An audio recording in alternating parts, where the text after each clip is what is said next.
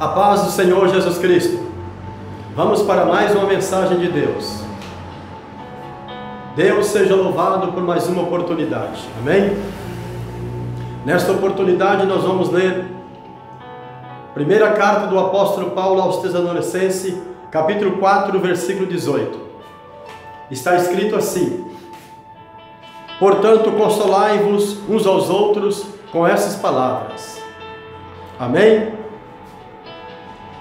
Eu quero começar fazendo para você a seguinte pergunta: você acredita que Deus, Ele tem domínio sobre as nações? Na verdade, é que tem momentos que parece que não é? Existe uma pergunta. Alguns líderes fazem algumas coisas em certos momentos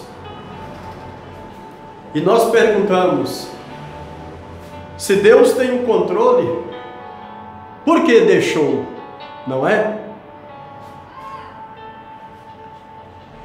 Daniel capítulo 2, versículo 21 está escrito assim: e Ele muda os tempos e as estações, Ele remove os reis e estabelece os reis, Ele dá sabedoria aos sábios e conhecimento aos entendidos. Glória a Deus. Presta atenção.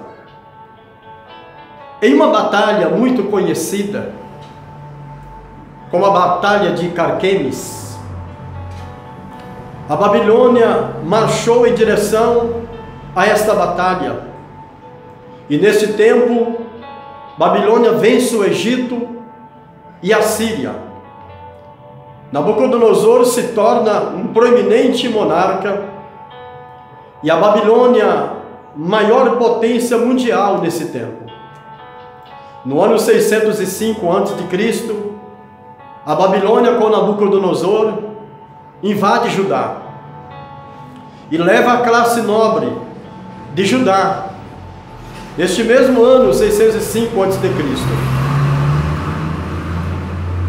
E dentro ou no meio desta classe nobre está Daniel, Misael, Ananias e Azarias.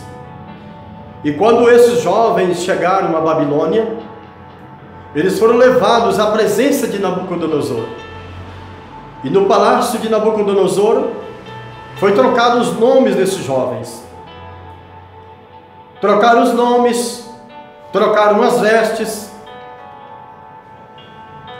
trocaram a comida desses jovens, mas eles não conseguiram trocar deles o caráter.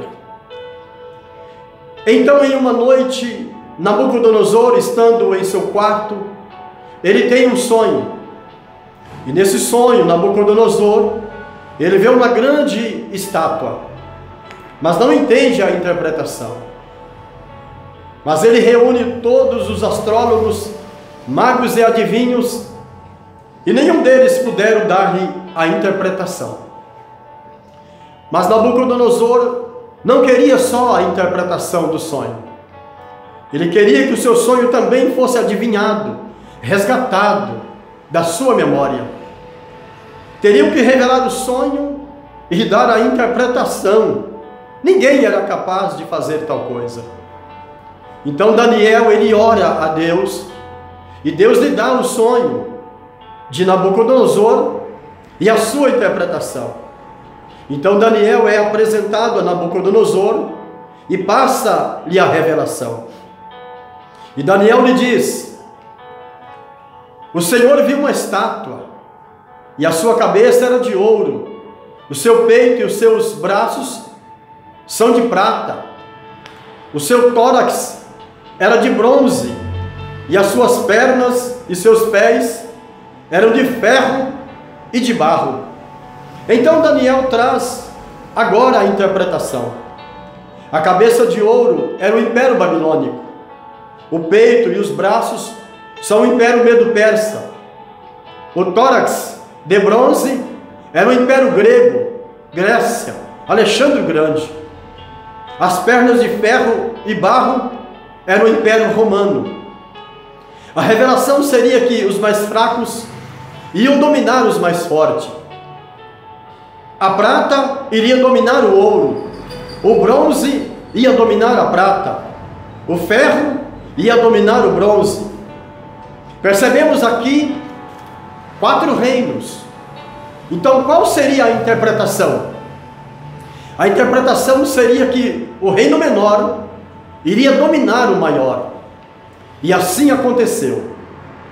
Os Medo-Persas iriam dominar a Babilônia de Nabucodonosor.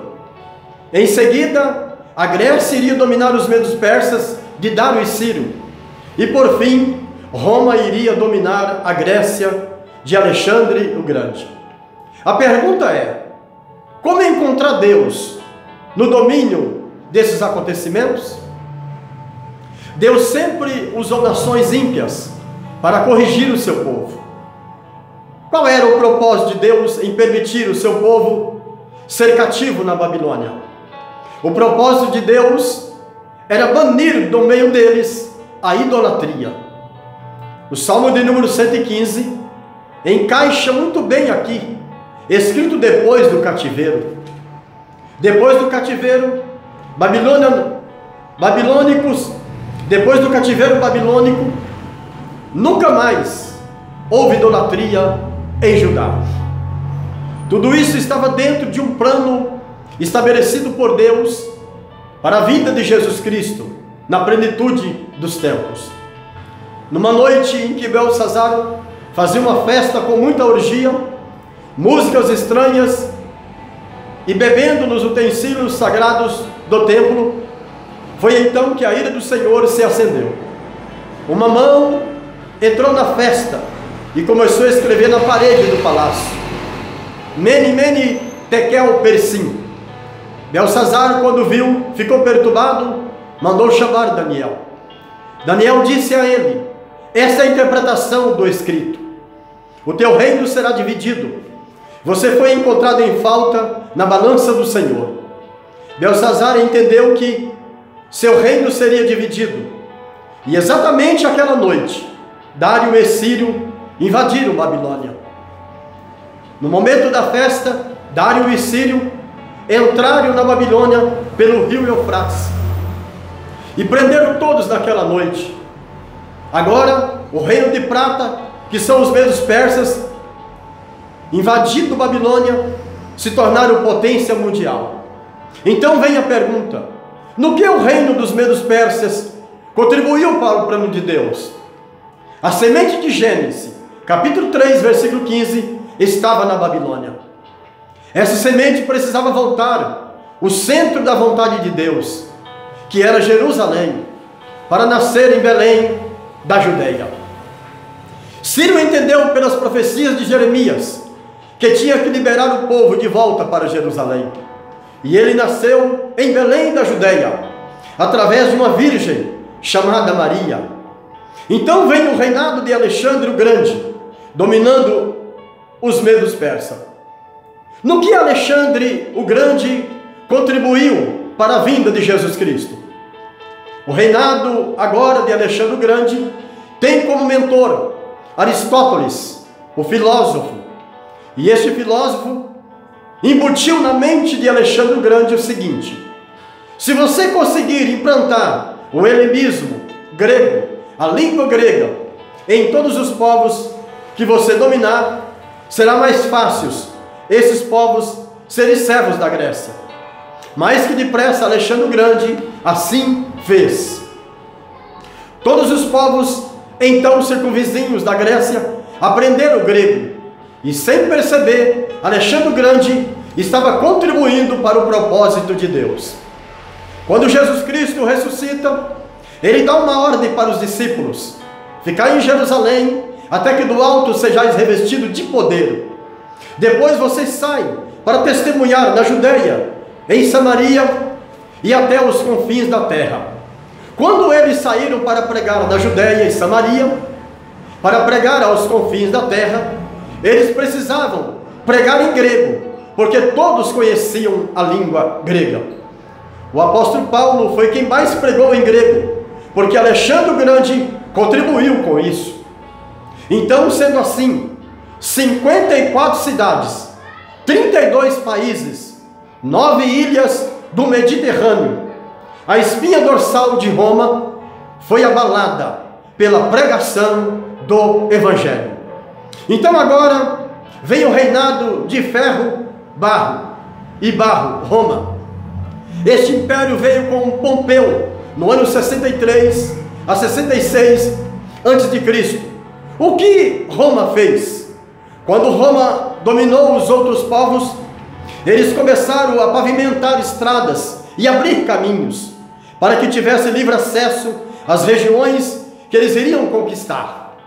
Então estas estradas pavimentadas serviram para os discípulos propagarem o Evangelho.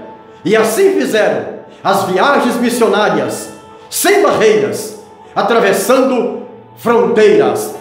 Roma contribuiu, abrindo caminhos que davam ligação entre um lugar e outro. Perceba, Deus tem o domínio, autoridade e poder sobre todas as ações.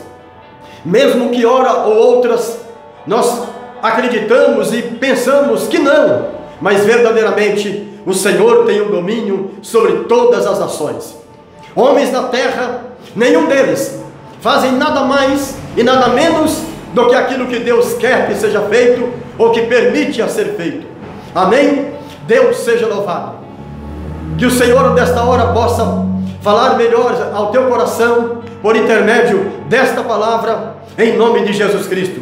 Ele domina, Ele tem o poder, Ele ainda está sentado sobre o trono de glória e tem o controle de toda a situação, de toda a terra. Amém? Deus seja louvado.